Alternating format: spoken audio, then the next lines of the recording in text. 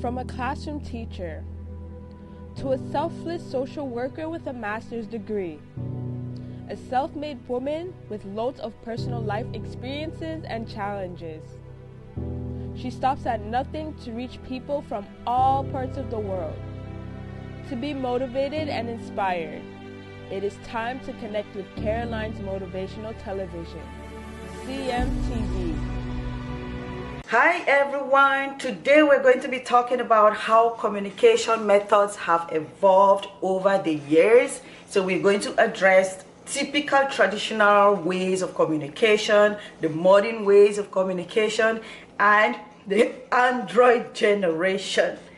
So back in the days, our forefathers, our great-great-great-grandparents, their methods of communication were not the same as the way we communicate today. They will use methods like sounds, so they will use drums, they will use songs, they will use gongs, and these different sounds, they represented different kinds of messages. So there were sounds that were typical for the announcement of maybe a newborn baby. There were sounds that announced maybe the death of somebody, or maybe a marriage celebration. These sounds represented different kinds of messages. In those days, when you have an information to share with somebody and that person happens to live in the neighboring village, what you will have to do to transmit that message to that person. If there's an information that needs to be passed to the community, the heads of that community, or the chiefs, or the kings in those days, they will transmit that message through the messenger. So they will go around the villages and they're hitting their gongs and just shouting out what kind of information they want everybody to know. Sometimes they will say, they will not necessarily pass on that message. They will say, because maybe the chief wants to give out the message at the same time to everybody, so the messenger will go around the villages and just announce that the chief wants to see everybody in the village square. And then we also had issues where you will have to move from one village to another. So they will send somebody to literally trek, like walk distances, to go to another village to deliver a message. And if that village also has a message if it's for 2 villages, 3 villages, you will have to travel. So one person takes it to the next village, the next person takes it to the next village until it gets to its destination. There are other styles where people will actually wait for market days. If it's a Wednesday or a Saturday, everybody waits, because during those market days, many villages come together in the same place to buy and sell their produce. So during that time, people will actually take information because they know somebody from another village is going to be there, so they will have to transmit that message through that person who will take it to their village, and then they will continue to do the transmission like that. We also had symbols. During Easter, we used the palm fronds to represent peace, and we also had things like the moon, which will represent sunset, or the sun, which will represent sunrise. So sometimes you will want to just try to figure out like what time of the day it is, and people will literally stand outside to see how long or short their shadows are, to tell you exactly what time of the day it was. We also had the radio, and not everybody could afford to get a radio, you know. So if you have a radio in your village, you are a local champion, because everybody assembles around you to make sure that they're getting first-hand knowledge of the news of the day.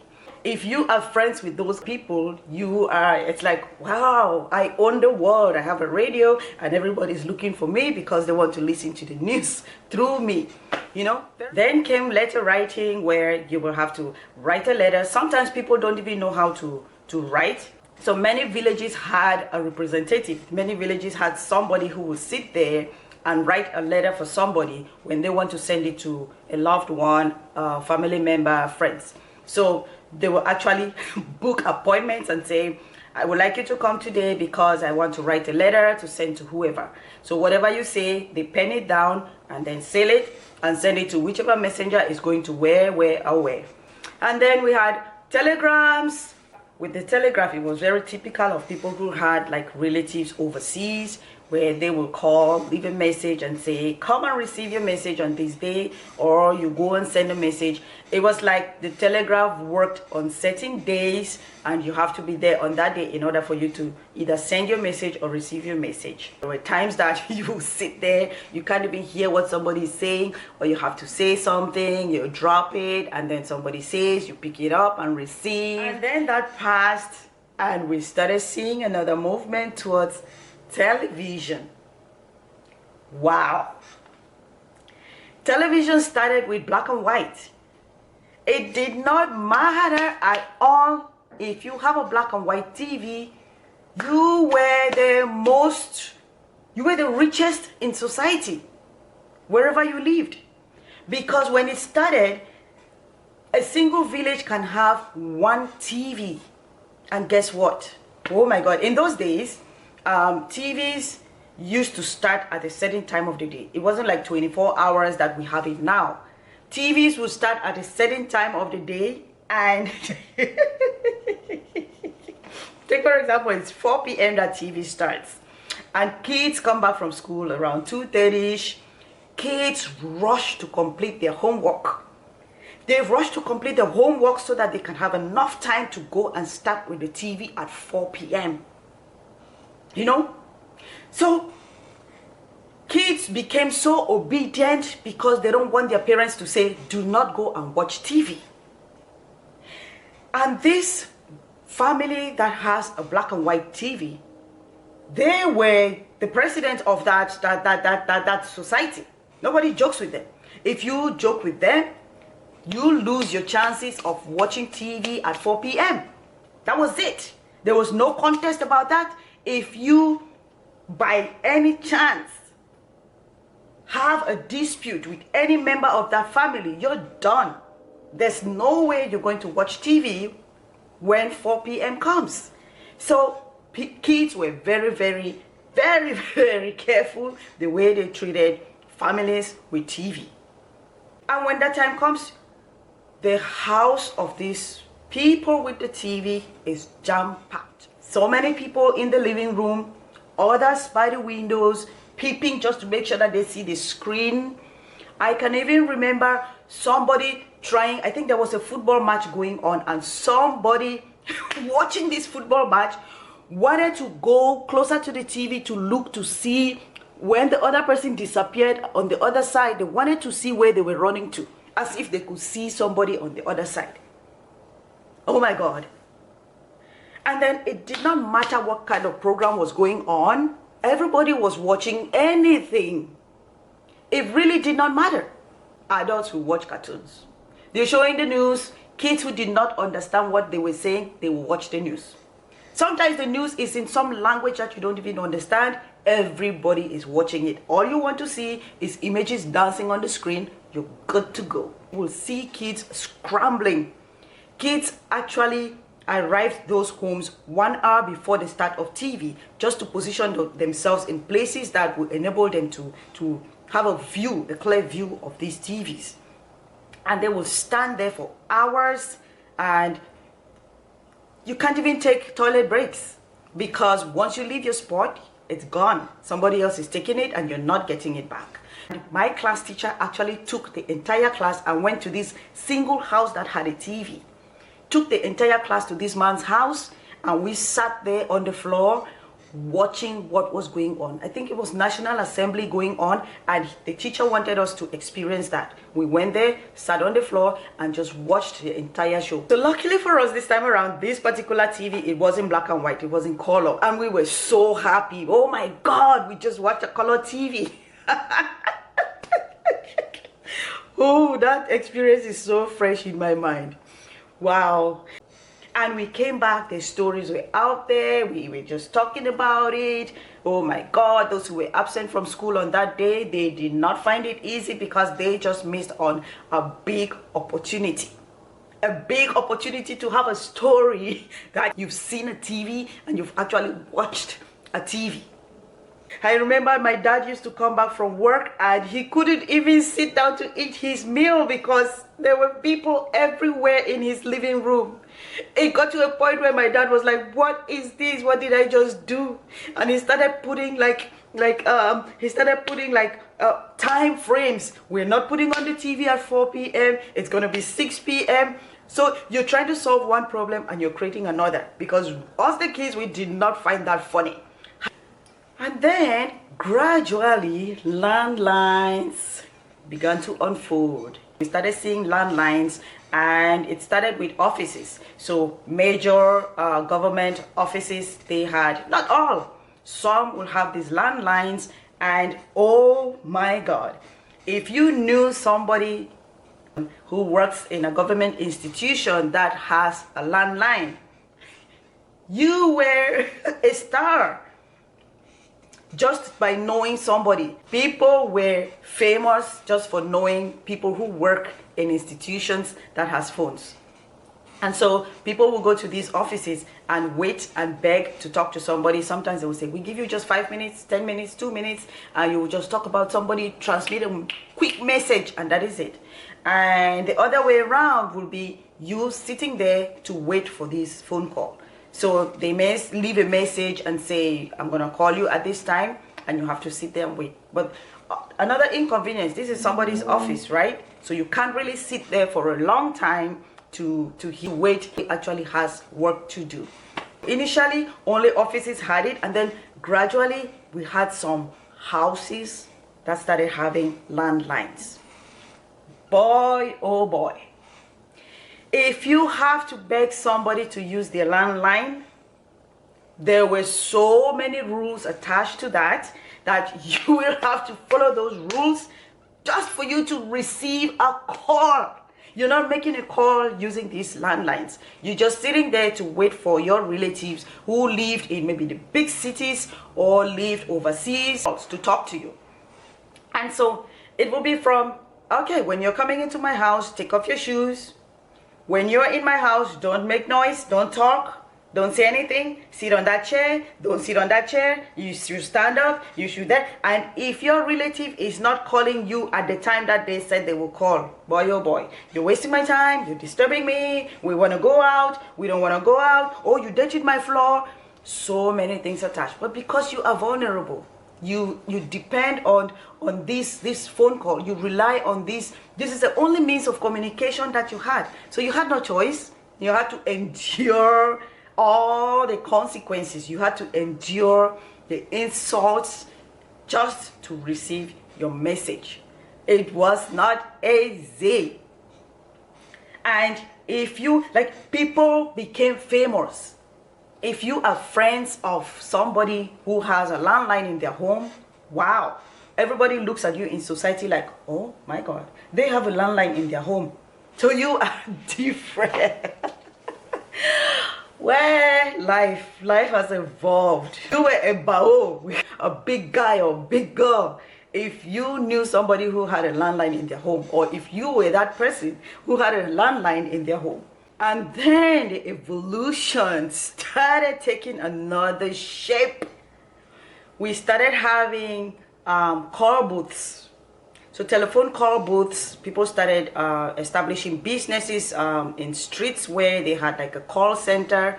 You go there, pay your monies. They will tell you maybe 1 hour is, no, 1 minute is going to be like 500 francs. People actually saved money. You take your time, save enough money that you will be able to make at least a 5-minute call. First of all, if you drop your 500 francs in that machine and it doesn't go through or it goes to voicemail, you lose your 500 francs. So people had to be very technical. And sometimes you will have to literally just pay the 500 francs and let the telephone booth workers operate the call for you. So they will make the phone call and you wait to see if the call is going to go through or not. Sometimes it went through, went to voicemail, you will pay that 500 francs. And sometimes if it doesn't go through at all, hallelujah for you, because you still have your 500 francs to wait another time. And people would travel distances just to find where one of these booths were for you to make a phone call. Another way that these telephone booths started making more money was that telephone booths started having like registers. So if you want to be a regular call receiver or making phone calls, you have your book, you have your name registered there, whereby If a family member who lives overseas makes a phone call, leaves a message, they put your message there, and when you come, you have to pay to receive your message. So you pay 100 francs and receive your message, or you get there and there's no message, you leave a message. So when your loved one calls, they will go through the register and see that you left a message for them. That way it made it easier, but usually people will sit in lines waiting for their loved ones to call. This phone booth, honestly, there were many other things attached as well. There were girls whose partners were almost snatched. Some were snatched through these mediums of communication, because the male who lives overseas and it's calling to talk to their spouse or their partner in the other country, these female workers, they started like cajoling the conversation, driving it to another kind of level, you know what I mean? Just to see if they can sway and fix the conversation to be like between both of them, and it went both ways.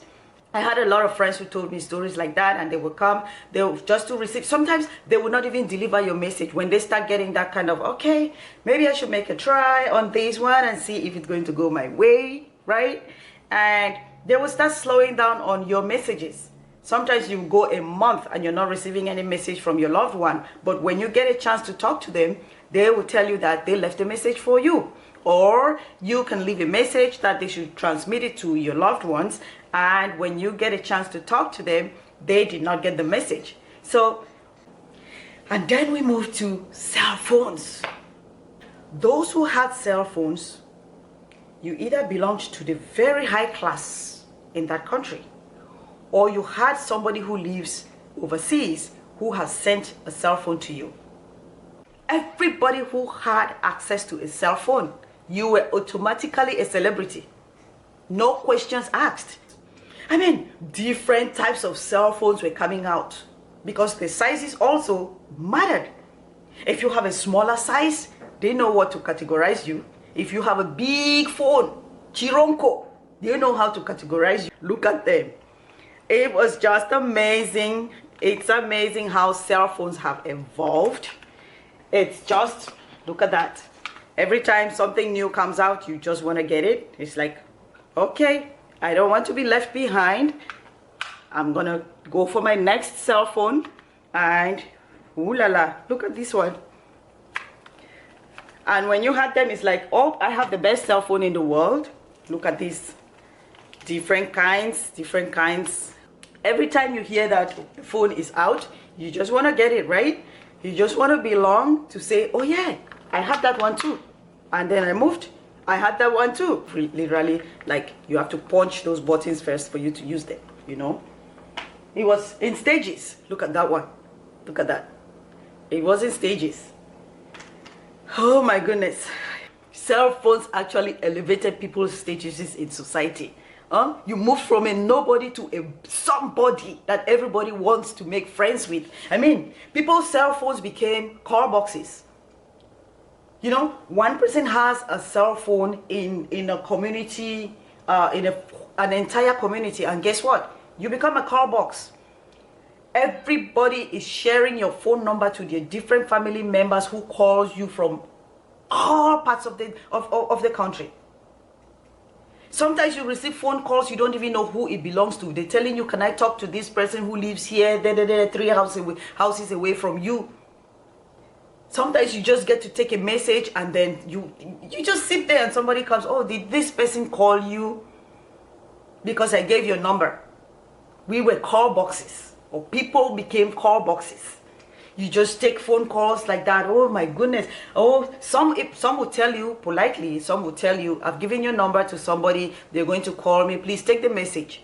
Some will actually want to use your phone to talk. They'll be like, I'm going to come to your house and wait for a phone call because I want to receive a call. I'm expecting a call from this person. And sit there and then use your phone and kill your battery.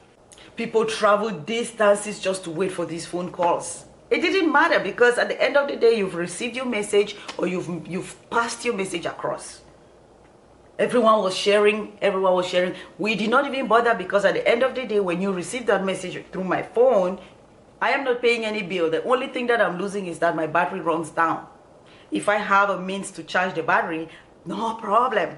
I feel proud that I'm supporting my community because they can answer their calls through my phone. People became call boxes. Then at the time, those times, there was no internet on cell phones. My very first cell phone was Ericsson, and it had this back part that you can just hang on to something. I will actually just put it on my skirt there like that. So when I'm walking, everybody can actually see that I belong to the high class.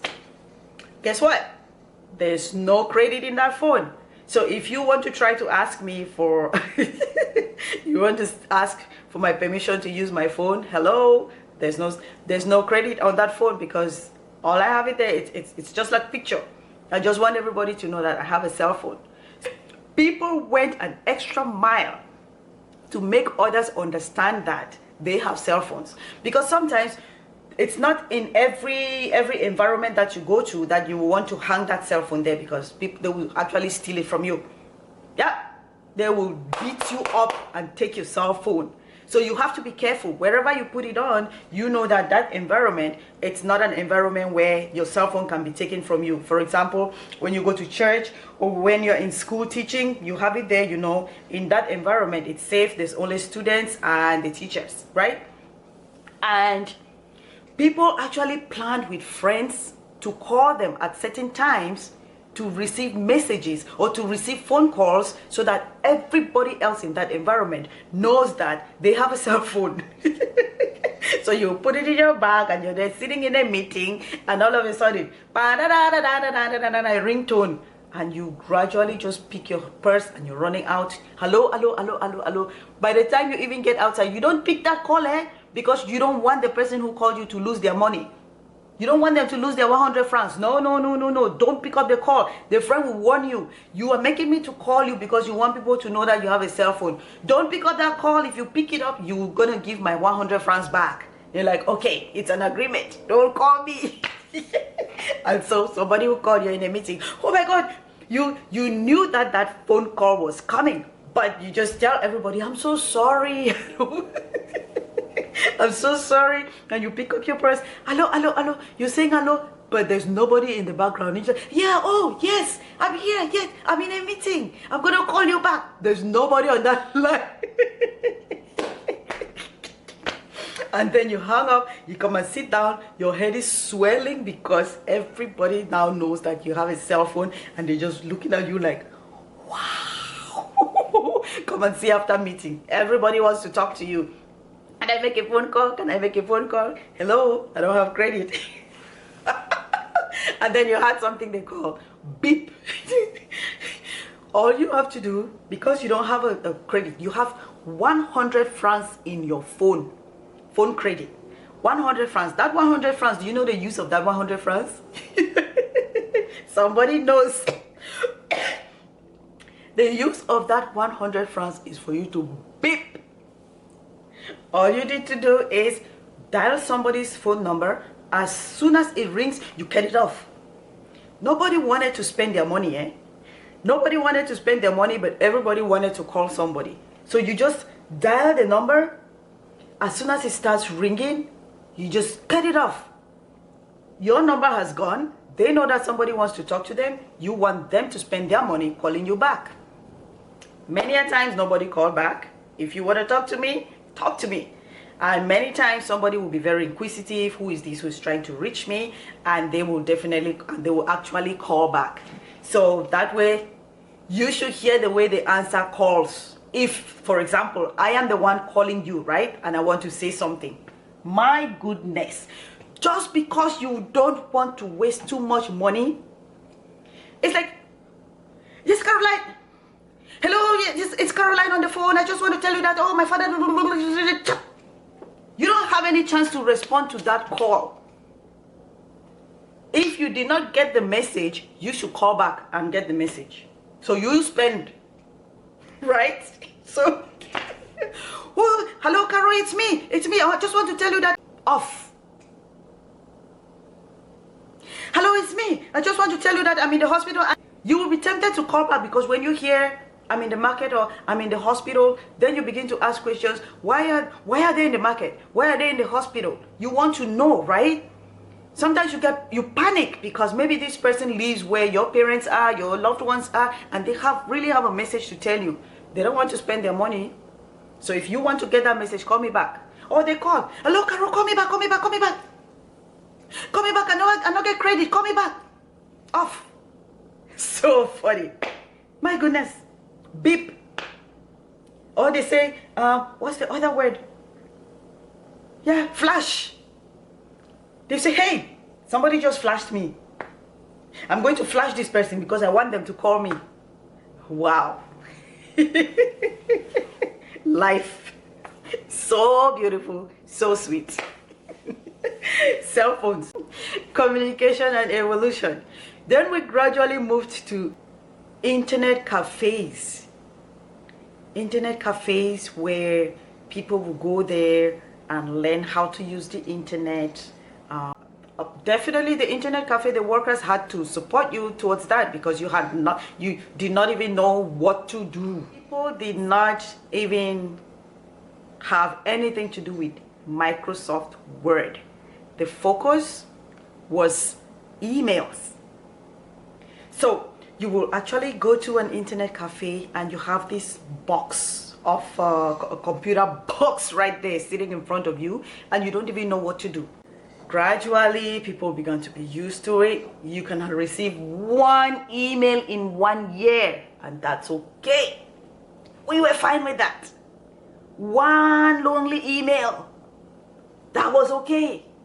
As long as you can receive, you're very important. It means you know somebody somewhere who can send you an email. That was fine. Even if it's junk email, or no problem. As long as you're receiving messages through your email, that's okay. You go there, you see the spam, you're still reading the spam. It's an email.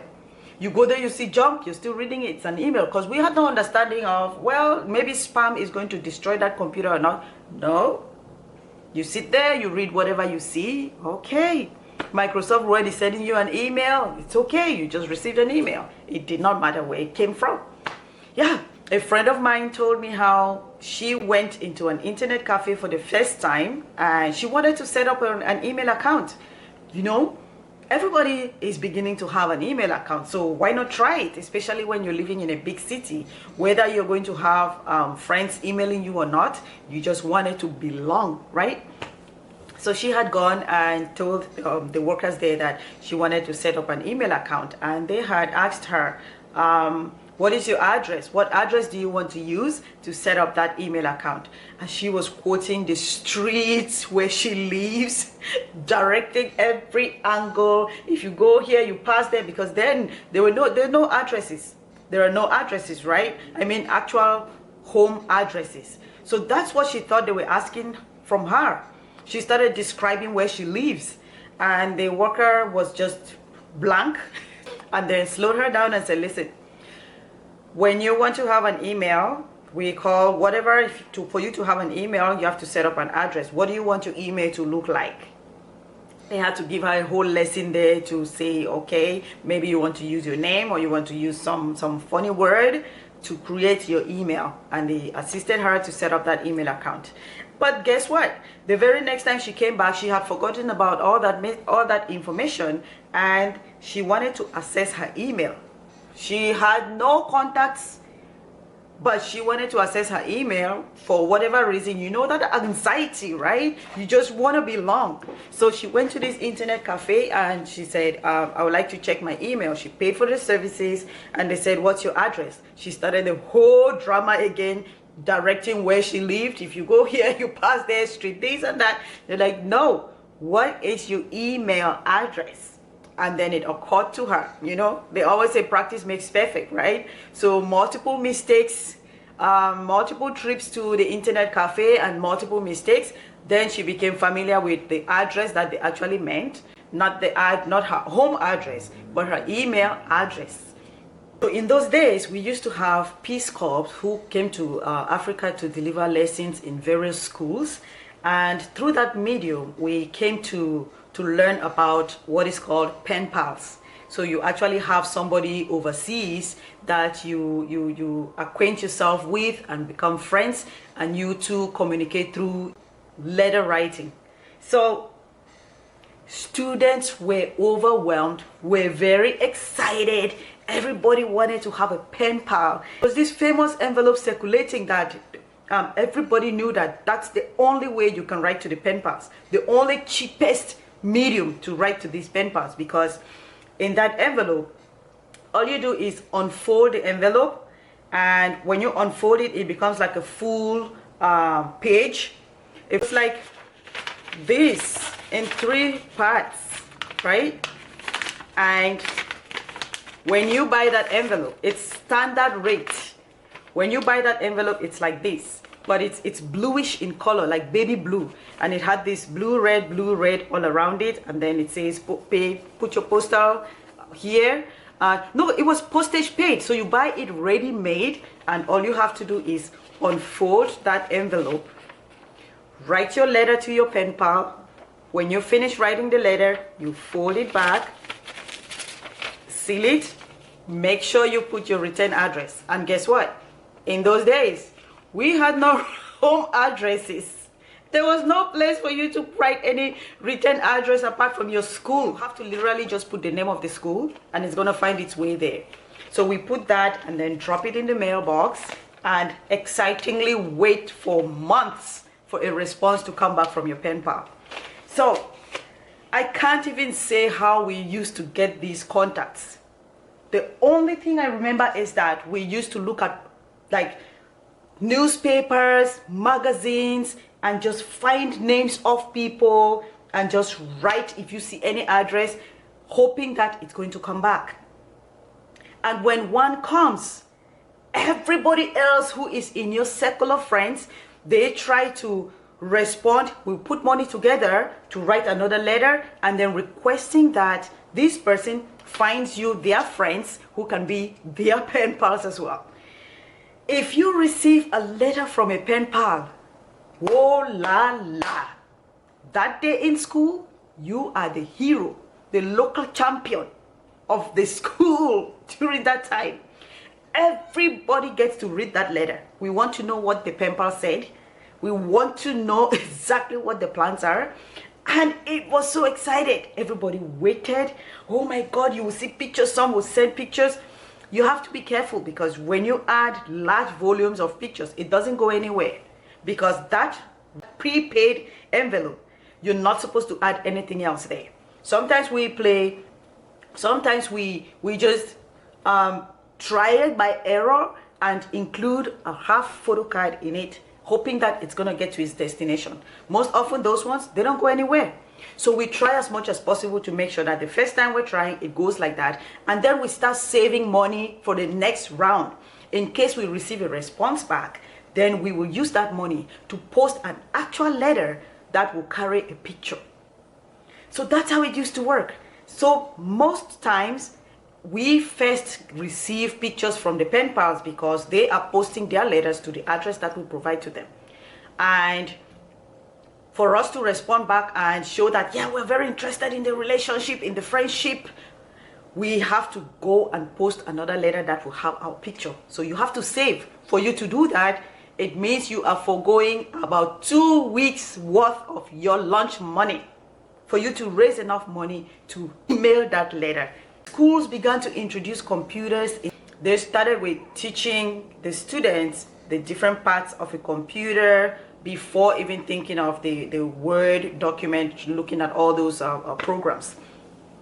And a friend of mine, a colleague of mine, actually told me that in her school, you, the teacher of that classroom, you are not allowed in the computer lab. The owners of the school, the proprietors of the school do not want to provide that free services to teachers who teach in that classroom, and they don't want to give them any background knowledge of this same computer. So they want only the students who've actually paid their school fees to be in that school to learn. The computer teacher is the only one who is allowed in that room with the students. And teachers will go to the door. When the computer teacher is teaching, they will just stand there by the door just to listen, to hear about computers and the different parts of a computer. And then when they go now to access their emails, they begin to figure out the different parts that they had heard through the door. Sometimes they would even pretend to just go into that classroom to make sure that everything is okay, the students are not disturbing the teacher, just so they can have just a glimpse, just hear something about the computers. And from there you pick one or two things. So when you go to the internet cafe, then you begin to imagine that patch that the teacher was talking about there. Maybe this is it, maybe this is that, and you start to learn to read. We did not have any knowledge about maybe going to the internet and trying to ask Google for questions. No, it wasn't there, not at all.